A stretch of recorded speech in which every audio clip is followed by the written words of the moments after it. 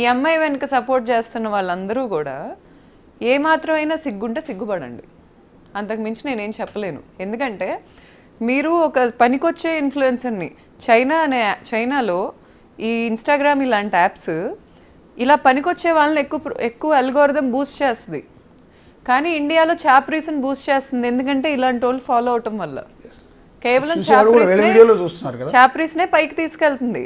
ఒక ఆడది ముందుకొచ్చి ఇన్ఫ్లుయెన్సర్ వరల్డ్ని వెళ్తున్నారు ఇప్పుడు ఇన్ఫ్లుయెన్సర్స్ అంటే ఇలాంటి ఆడియన్స్ లేక వేరే దేశాల్లో వీళ్ళకి ఏంటంటే ఎక్కడో ఒక చోట పని చేసుకొని వచ్చాక ఓ అవునా వీడితో ఇది తిరిగిందా, అవునా ఇది ఇలా చేసిందా, ఇదే కావాలి. సర్టెన్ వ్యక్తి ఒక బిజినెస్ పెట్టిందంటే మనకు వద్దు, ఎక్కడున్నారో అక్కడే ఆగిపోతారు సార్.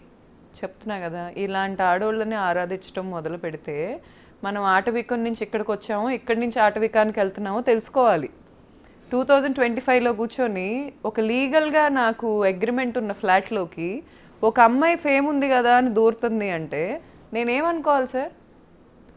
నా ఇంట్లోకే దూరిందంటే ఎంతమంది ఇళ్లలో దూరింది ఈ అమ్మాయి? దూరలేదని ప్రూవ్ చేయమనండి. అమ్మాయి కాల్ డేటా తీపించండి, నా దగ్గర ఉంది, నేను తీస్తా కొన్ని రోజుల్లో, కంగారేం లేదు.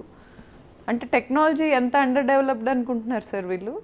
వీళ్ళ ఫోన్లు చూడలేమనుకుంటున్నారా? ఒక్కసారి అండి, బేసిక్గా చాలా రోజుల నుంచి నాతో సహా చాలామందికి వచ్చిన డౌట్ ఏంటంటే సినిమా హీరో ధర్మ మహేష్ అంటూ ఉంటే ఈయన సినిమాలో నటించాడు, ఈ సినిమాలో యాక్ట్ చేసాడు, మాకు అర్థం కాలేదు నిజానికి. ఇప్పుడు మీరు వచ్చే ముందు కూడా ఎవరి ధర్మ మహేష్ అనే దాని మీద మేము మా డెస్క్ టీంని ఒకసారి ఆయన ఫోటోలు తీయండి అంటే వాళ్ళు కూడా కన్ఫ్యూజ్ అయ్యారు ఎవరి ధర్మ మహేష్ అని. నిజంగా సినిమాల్లో యాక్ట్ చేశాడు ఆయన. యాక్ట్ చేసి వెతికితే గూగుల్లో సింధూరం అనే ఒక సినిమా వచ్చింది, అది ఎప్పుడు వచ్చిందో ఎప్పుడు పోయిందో కూడా తెలియదు. బేసిక్గా ఆయన పాపులర్ హీరో కూడా కాదు, పెద్ద క్యారెక్టర్లు కూడా చేసినట్టు ఏం లేదు.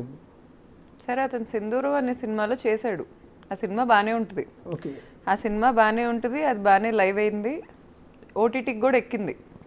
ఆ టైంలో బాగానే ఉన్నాడు అతను. వాళ్ళ సినిమా హీరోయిన్ కూడా చాలా డిగ్నిఫైడ్గా ఉండేది.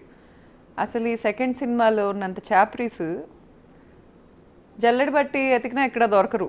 ఆ హీరోయిన్నే ఆ రితు చౌదరి ఇంకో పాప ఉంది వాళ్ళ సినిమాలో, ఆ పాపేమో నన్ను బెదిరిస్తుంది. అసలు వీళ్ళు రెండో సినిమా ఏంటండి?